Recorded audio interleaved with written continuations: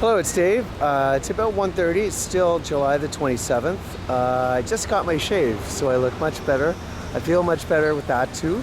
I look a lot more handsome.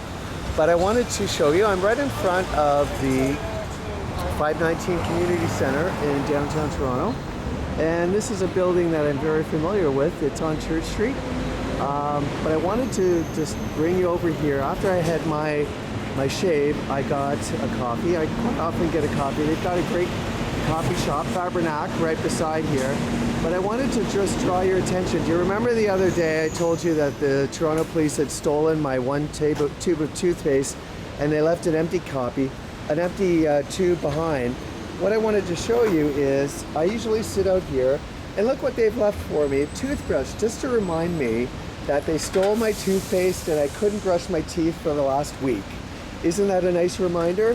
I told you I rarely lie, if ever. Anything that I put on Where's My Canada? And I just wanted to show you proof that the Toronto police wanted to remind me that they had control of me, that they could steal a toothpaste tube from me while I was sleeping.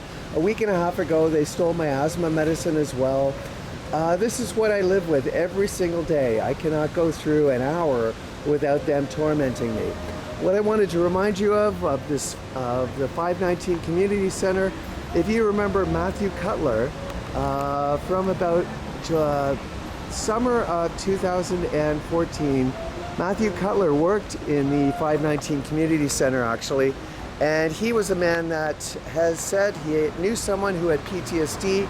He was going to be very helpful with me. He said he was going to try to arrange a meal share program. He was going to help me out.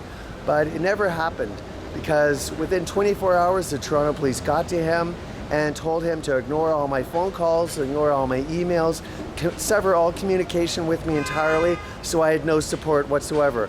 I went in to see Matthew Cutler several times. He ignored me completely, never returned any emails or anything or any phone calls. And all of a sudden, after I put out a post outlining what had happened, that was on a Friday. On the following Monday, Matthew Cutler was no longer working at the 519 anymore. He suddenly went to Toronto Parks and Rec. The Toronto police will destroy anyone's lives in the city of Toronto, and they've destroyed mine and they destroyed Matthew Cutler's. They made him end his employment at the 519 and work with Toronto Parks and Rec.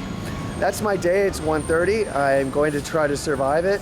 I can't eat anything because the Toronto police won't let me, but I'm going to try to survive the day anyway.